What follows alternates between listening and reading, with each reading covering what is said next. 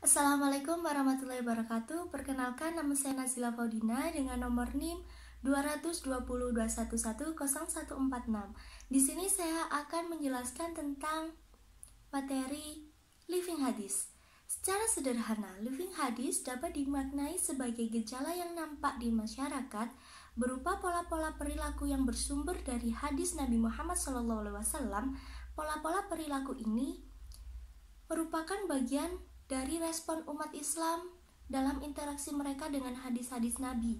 Dalam tatanan kehidupan, figur Nabi menjadi tokoh sentral dan diikuti oleh umat Islam pada masanya dan sesudahnya pada akhir zaman, sehingga timbul rasa keinginan yang kuat untuk mengaplikasikan ajaran Islam dalam kehidupan sehari-hari sesuai dengan yang diajarkan oleh Nabi Muhammad SAW.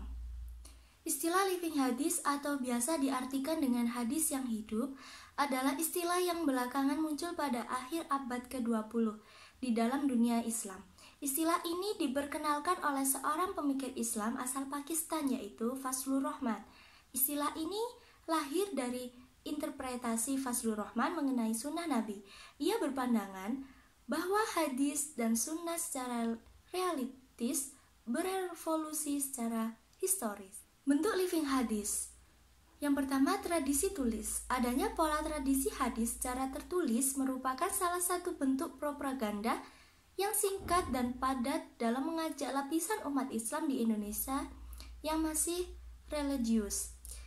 Yang kedua, tradisi lisan. Tradisi lisan muncul seiring dengan praktik yang dijalankan oleh umat Islam seperti bacaan dalam melaksanakan sholat subuh di hari Jumat.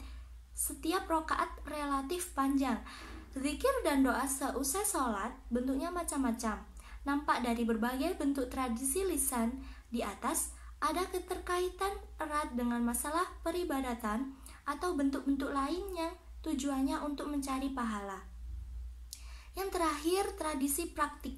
Tradisi praktik dalam living hadis ini cenderung banyak dilakukan oleh umat Islam.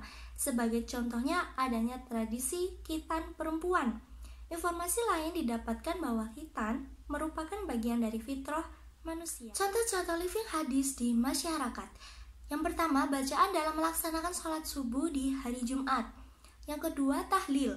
Tahlil adalah kegiatan orang atau sekelompok orang untuk membaca serangkaian kalimat yang umumnya terdiri dari ayat-ayat Al-Quran yang terdiri dari surat Al-Fatihah, surat Al-Ikhlas, surat Al-Falaq, surat An-Nas, kemudian awal surat Al-Baqarah, ayat kursi, sholawat kepada Nabi Muhammad SAW, zikir, tasbih dan tahmid, istighfar, memohon ampun kepada Allah untuk diridhoinya sendiri maupun untuk orang lain, baik yang masih hidup atau yang sudah meninggal.